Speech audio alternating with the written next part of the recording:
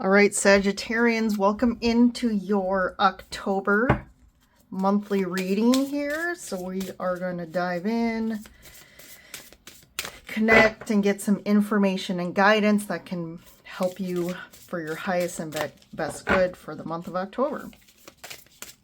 So we are finally in full-fledged fall in the Northern Hemisphere. And for you in the Southern, I think you're now in spring, if I'm correct. So, yeah, can't believe summer's over at this point, but that is how time flows, right? All right, so October, so the sun is in Libra for most of the month, and then at the end of the month, we move into Scorpio season. So the main monthly themes and reflections for October are going to be very, reminiscent of that Libra energy, but it is balance, relationships, and equality. So a lot of focus on relationships this month and balance, especially obviously in relationships. So taking a look, first starting with yourself. How are you feeling? Are you feeling balanced? What do you need to do to find more balance in your life? Really taking those steps, setting those boundaries, and, prioritizing whatever you need to find balance. Because ultimately that's going to impact your relationship. So you first have to focus on you before you can focus on your relationship. If your relationships aren't in balance, same thing. You can't control other people. You can't control external circumstances, but you can change yourself first. And when you change, the energy changes, and two things can happen, right? Energy can shift, and that can affect and help your relationships improve or find more balance. Or ultimately, once you come into more balance, you're really going to see anyone in your sphere that is just not aligned, is just not healthy for you anymore. And the more balanced you become, the more you have the strength and courage to make those decisions to either potentially, end those relationships or create more distance there and setting more boundaries. So we just got to leave it all up to our karmic path, and the people that are meant to stay will, and the people that aren't won't. I know a lot of people struggle with that, but that's what this month is about. So just some housekeeping. Definitely, if you're curious about a reading with me, a personal one, or are interested, take a look at my website. It is below in the description. You can go there and schedule something. And also, we're moving into the fall. It's crazy to think that we already are in holiday season. I mean, really, most of the stores and companies are basically, Christmas is already out there, but it's going to be full-fledged, by beginning of October. So that's crazy to think of. We're already wrapping up 2025. We're closing out the fourth quarter here. It's crazy to think about. And, something to, always at the beginning of the year, we think, okay, where do we want to be by the end of the year? What kind of changes do we want to see? And kind of take a look at looking back at January of the beginning of this year, and what were you thinking? Where did you want to be? How did you want to feel? And if you're not there yet, again, what do we need to do? How do we need to make some new decisions, make changes to help us more align with where we wanted to be by the end of the year? And, potentially a personal reading can help with that. Also for holidays, I brought that up because take a look at my Etsy shop. I do handmade metaphysical jewelry, and the crystals are all real stones. They've been Reiki'd and cleansed and activated, so they are ready for you to utilize as support tools. So take a look at those. Great gift ideas. And yeah, so Sages, let's get going. This is Sun, Moon, Rising, Venus, Sages. Take what resonates, leave what doesn't. Maybe not everything in the reading fully, resonates with you, but maybe some of the stuff does. Also, don't forget to go take a look at your Moon, Rising, and Venus signs as well. Okay, let's get started here. We'll pull some Halloween Oracle. First card out, Scrying, Intuition. Skull of Light, Illumination.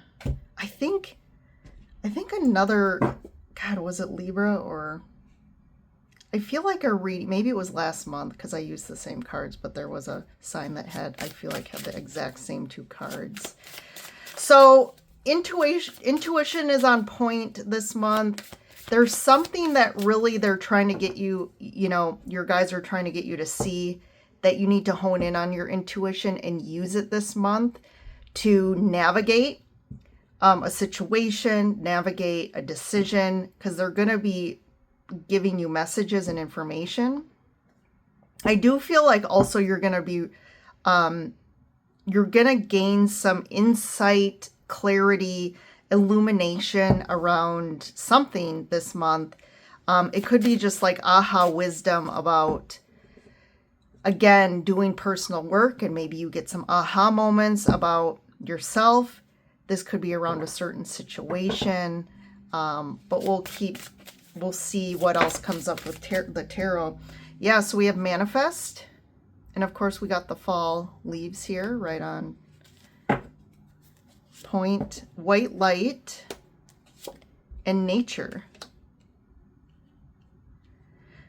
So there could be something that you have been manifesting that is going to present itself this month. I am going to read this White Light card.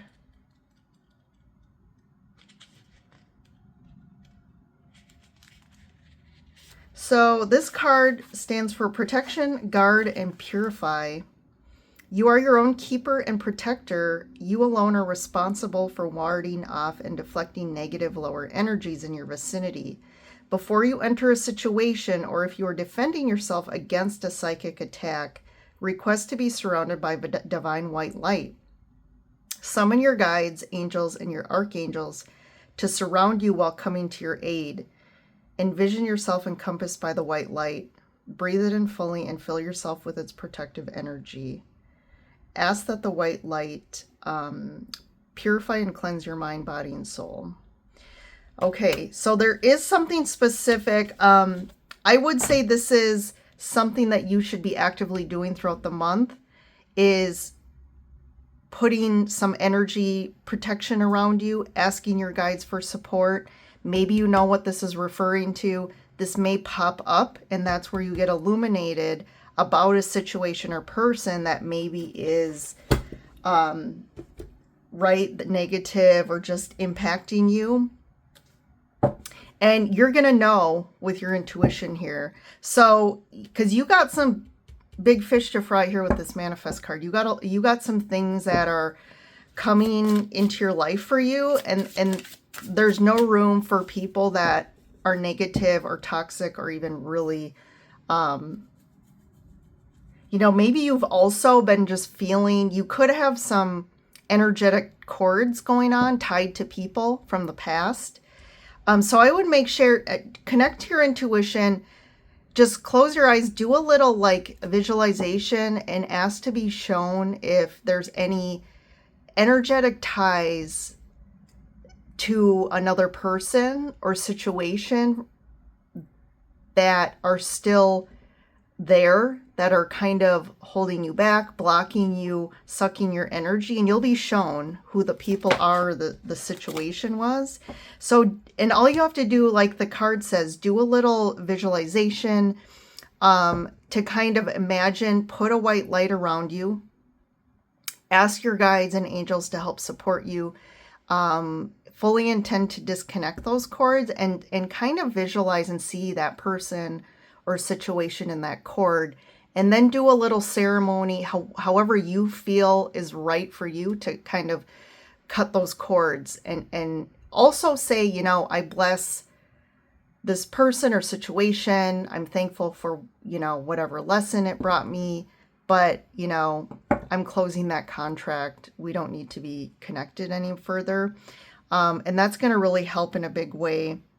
I also feel like maybe to get out in nature, because that's going to also help ground and cleanse you, to help you just, there's something about really getting rid of, you know, it's kind of representation of the fall moving into winter, of like things like shedding a skin. Like it's almost like you're shedding your leaves. They're dying, they're shedding. And it's really more of the things from the past and things that don't serve you anymore, and kind of just cleansing your energy. Okay. I don't know why I'm shuffling those again, but interesting, Sages. So there's, that's the first time this message has come up. Again, you're only the third reading so far for October, but all right. So we have Two of Swords. First card out. Yeah, I feel like there's something that you don't see. You might feel it though, and it's kind of kept you blocked. Definitely feeling some blockages energetically. Yep, Eight of Swords. Yep, these are the two cards in the deck of being blocked, of feeling stuck. And both these cards in the standard tarot, it may be hard to see, but you can kind of see. This one has a whole like face mask. And this person also has their eyes covered. And that really just represents like there's something you're either not seeing, or you don't want to see. You may be in denial, or you're just stuck not clearly seeing how to get out of a situation, what to do next. And these are swords, right? So it's all mental. It's being in your head feeling stuck. You're not physically stuck for most of you. High Priestess, here we go, intuition. So you're really being like, you know, okay, there's a situation, I feel like you know what's going on. You're feeling it.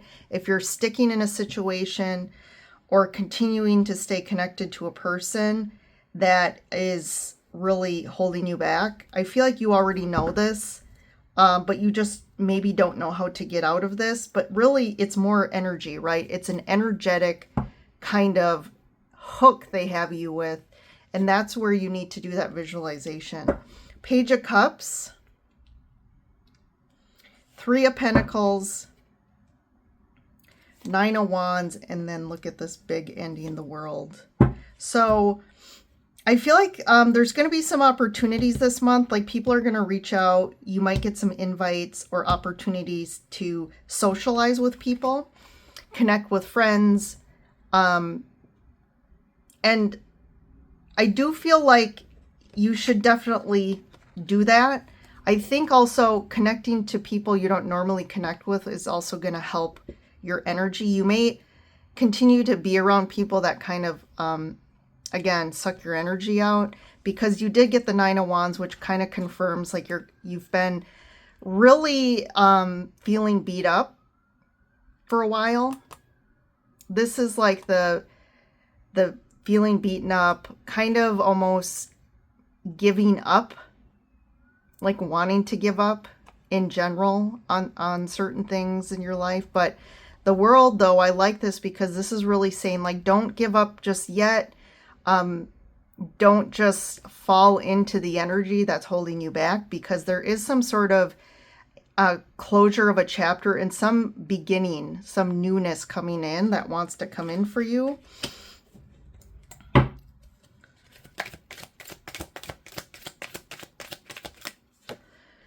Seven of Swords. Some more swords energy. This is also a little, these cards are like, it's almost like your mind is playing games with you a little bit. It's like you're deceiving yourself. You're telling yourself things in your mind that aren't really true. But let's keep going and see. 6 of Cups, 9 of Cups. I would be a little cautious. This is just like a disclaimer here. For some of you, if someone comes back from the past and this person, you had a difficult past with them, or it was they did you wrong, or it was just, and they come back, I would be careful of you thinking that this is like, oh, this is what, maybe this is someone that you really were in love with, or you thought like, you wanted this to be your person. There could be some trickery again, more on yourself, of it could appear to you like, oh, this person is coming back and maybe this is actually, they want to be with me, or this is going to be different. And I would say with the 7 of Swords, I say that that's like the deception card of it's not really what it is. So this person could just be doing the same thing of like coming back in. And I wouldn't trust that, and there's the whole energy thing about your intuition and protecting yourself. So 9 of Pentacles, the Moon, and 8 of Wands.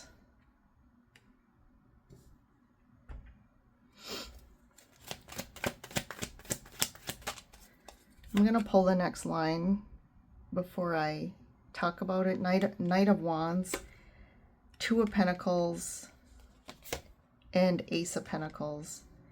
Yeah, I still feel like it's kind of a similar story that's coming up here. I feel like maybe you're doing better just energetically within yourself, maybe feeling more confident, or just you've been okay like being on your own. Maybe you're single. You've been doing some good things for yourself. And I feel like the Knight of Wands and the 7 of Swords to me kind of feels like someone flies in potentially from the past, the 6 of Cups again. And this person I wouldn't trust this person. I still feel like in the past, if they were not really like a commitment type of person, they're kind of a one-night stand type of person. Like they fly in for a little bit and then they ghost you, or they're gone again. I do feel like it's kind of saying it's the same thing. So if they show up again and you're confused or unsure of, do I go there again with this person? Is it going to be different? I kind of feel like, again, the 2 of Pentacles is that uncertainty of like, oh, what do I do here? Not sure about it, but I do feel like it's to me, your intuition is really telling you the truth. I feel like it's more of your codependency or some attachment you have to this person that wants to believe they're different, or wants their love, or their relationship or friendship, whatever it is. But I do feel like the opportunity here is for you to it's almost like a test to me of like just showing like you're changing your patterns, and which is then if you approach it and almost like, I hate saying it, like pass the test and don't get pulled to the same patterns. I do feel like there is a big opportunity waiting for you. Like you have the Ace of Pentacles, the World, 8 of Wands. I do feel like there is something that's wanting to really come in. This could be love. If you're looking for love, the 8 of Wands can be like Cupid's arrows here coming in. Along with the 9 of Cups, like something that you really want is coming in. So don't be deceived by this other situation or person thinking that, I would say more if it's someone from the past. They would really have to prove themselves. And I don't know if they have that in them to even be able to do that. But what's with the 7 of Swords What's the Seven of Swords? Knight of Cups. Yeah, there's some sort of, this is someone coming in, kind of almost like appearing like, oh, again, coming back with affections, right? Wanting to get together maybe, but I don't like that Seven of Swords, because that's like, for one, either you're lying to yourself or they're lying to you about their true intentions. And you know, sometimes people like this, to me, they have so many, this is like people who are really have their own trauma, and maybe there is intent, maybe they do really love you, or they have strong affection, and which is true, but I just don't feel like because they've worked through their traumas enough that they are able to show up in a way that, you know, is that they can commit and show up to a serious relationship and make it successful. But let's see, what's the Six of Cups? Queen of Pentacles, Justice. Yeah, there's some sort of karmic, if this is, again, I mean, this seems to be the big story, like something's coming back from the past. I would say that there's some sort of karmic rebalancing here. It's almost like karmically, there's something that you fully didn't, you know, wrap this up. Like we talked about the cords at the beginning of the reading, and needing to really finally cut those cords and close that contract up. I feel like part of it is you really grounding in yourself as well.